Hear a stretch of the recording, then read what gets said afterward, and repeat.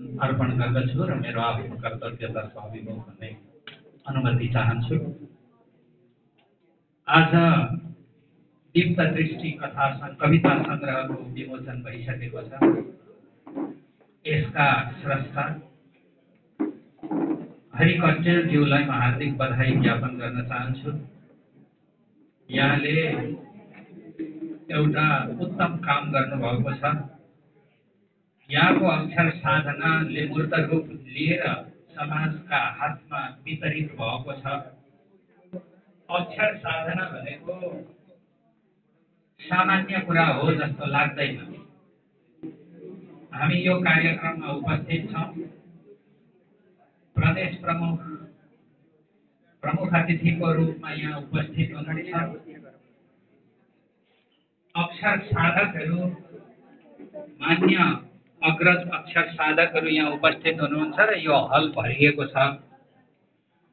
यो एउटा खेल र एउटा सामान्य खेलाचीको कुरा होइन। अक्षर साधना भनेको सभ्यता र संस्कृतिको निर्माता हो र इतिहासको संवाहक पनि हो। हाम्रा अक्षर साधकहरूले प्राचीन कालदेखि लेखिदिए, साधना गरिदिए र अक्षर समाजका लागि पस्किदिएर नै आजको सभ्यताको यो बिन्दुमा हामी आइपुगेका छौँ। ऋषि महर्षिहरूले वेदको रचना गरे। ठुलो तपस्याबाट आर्जित ज्ञानलाई अक्षरका रूपमा तपाईँ हाम्रा सामुमा, सबैका सामुमा उपस्थापित गरिदिए। ऋषि महर्षिहरूले पुराण र उपपुराणहरू, रामायण र महाभारतहरू को रचना गरे र तपाईँ हाम्रा सामुमा उपस्थापित गरिदिए। लिखित अक्षर साधना पनि हाम्रा समाजमा उपस्थित छन् र अलिखित अक्षर साधना पनि हाम्रा सामुमा उपस्थित छन्, समाजमा हस्तान्तरित भएर आइराखेका छन्। हाम्रा मूलधुमहरू अलिखित रूपमा, मूल रूपमा अलिखित रूपमा हस्तान्तरित हुँदै आएका छन्। तिनीहरू पनि अक्षर साधनाका एउटा उत्कृष्टतम रूपहरू हुन्, जसले सभ्यता र संस्कृतिलाई निर्माण गर्ने, टेवा दिने र समाजलाई अग्रगति दिनका निम्ति ठुलो मद्दत गर्ने काम गरिराखेका छन्। त्यसो हुँदा अक्षर साधना भनेको सभ्यताको सूचक हो। अक्षर साधना प्राचीन कालदेखि हुँदै नआएको थियो भने हामी इतिहासबाट विच्छिन्न हुने थियौँ। संस्कृतिको बोध गर्न, एउटा लामो संस्कृतिको बोध गर्न पाउने थिएनौँ र संसारका सामुमा हाम्रा सभ्यताको आश्रयमा उभिएर शिर ठाडो गरेर हामी बोल्न सक्ने थिएनौँ, उभिन सक्ने थिएनौँ। यसकारणले अक्षरको साधना र समाजका सामुमा अक्षरको उपस्थापन भनेको एउटा विराट कर्म हो। त्यो विराट कर्म भित्रको एउटा अंश दीप्त दृष्टि हो। यसका सर्जक यस अर्थमा मैले बधाईको पात्र हुनुहुन्छ भनेर भनेको हो। यत्तिकै अब म यहाँ आएँ, एक थोक त भन्नु पर्यो नि भनेर बधाई भने होइन। यसभित्र एउटा गम्भीर अर्थ, एउटा अर्थको विराट गरिमा मैले बोध गरेको छु र फेरि पनि म बधाई ज्ञापन गर्दछु।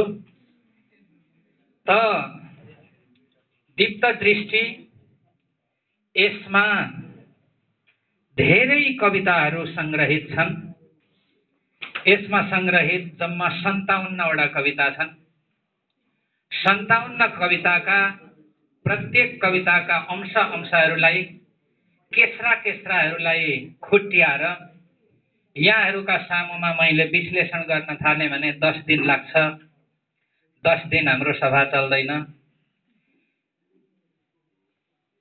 छोटो गरी अत्यन्त संक्षेपमा मैले भन्नुपर्छ। फेरि केस्रा केलाउन थाल्दाखेरि अर्को एउटा अन्याय के हुन्छ भने यहाँहरूको पाठकीयता पनि नष्ट हुन्छ। म त्यो पाठकीयता नष्ट गर्न चाहन्न। यहाँहरूले नै पढ्नुपर्छ। यस अर्थमा मैले अत्यन्त संक्षेपमा थोरै सङ्केतात्मक कुराहरू भन्नु आवश्यक छ र केही सैद्धान्तिक पक्षहरूका बारेमा बहस पनि उपस्थापन गर्नु छ। यो छन्द काव्य हो। 57 वटै कविता ठ्यासमिस मिश्रित छैनन्। यो चाहिँ पुराका पुरा छन्दमा रचित कविताहरू यसमा छन् र यो काव्यमा मन्दाक्रान्ता, शार्दूल विक्रीडित, अनुष्टुप, उपजाति, श्रगधरा जस्ता धेरैवटा छन्दहरूमा रचिएका कविताहरू यस काव्यमा, यस कविता सङ्ग्रहभित्र सङ्कलित हुन आइपुगेका छन्। छन्दको सन्दर्भको कुरा उठाउँदाखेरि एउटा सैद्धान्तिक सन्दर्भ हाम्रा समाजमा, हाम्रा दृष्टिकोणमा, हाम्रा मनोविज्ञानमा, साहित्यिक समाजमा खेल खेलिराखेका विरोधाभासपूर्ण चित्रहरू पनि उपस्थापन गर्न उपयुक्त हुन्छ जस्तो मलाई लाग्छ र एउटा सैद्धान्तिक बहसको सन्दर्भ पनि यसभित्र रहेको छ। हामी नेपाली साहित्यका उपासकहरू, साधकहरू, अनुरागीहरू उपस्थित छौँ। साहित्यका क्षेत्रमा दुईटा विरोधाभासपूर्ण खाली शैलीलाई लिएर पनि दृष्टिकोणहरू स्थापित भएका छन्। हाम्रै समाज हो, गद्य साहित्य पो साहित्य, गद्य कविता पो कविता, पद्य कविता भनेको प्राचीन हो, रूढिवादी हो, यसको अब कुनै अर्थ छैन आधुनिकतम यो समाजमा, त्यसको कुनै अर्थ छैन भनेर छन्द साहित्यलाई अर्थहीन ठान्ने एउटा समाज, साहित्यिक समाज छ, पर्याप्त मात्रामा सुनिराखिएको छ, सुनिराखेका छौँ हामीले। अर्को एउटा जमात छ गद्य कविता के कविता, पद्य जुन प्राचीन कालदेखि चलेर आएको छ, त्यसभित्र सङ्गीत छ, त्यसभित्र प्रभावकारिता छ, त्यसभित्र लय छ, त्यो पो कविता, कविता सुने जस्तो हुन्छ, कविता पढे जस्तो हुन्छ। गद्य भने त कथा पनि छ, निबन्ध पनि छ नि। कथा र निबन्ध जस्तो शैली कविताको हुन सक्छ र भन्ने त्यो अर्को एउटा समाज पनि हाम्रो साहित्य विमर्शका सन्दर्भमा हामीले देख्ने गर्छौँ स्थापित छ। म यहाँहरूका सामुमा यहाँहरूलाई कस्तो लाग्छ मैले भन्ने कुरा भएन, आफ्नो आफ्नो सोचाइ, आफ्नो आफ्नो विचार र आफ्नो आफ्नो चिन्तनको कुरा हो। यस्तो किसिमको विरोधाभासपूर्ण चिन्तनका बीचमा हिँड्नु हास्यास्पद कुरा हो जस्तो लाग्छ। यो हास्यास्पद कुरा, गद्य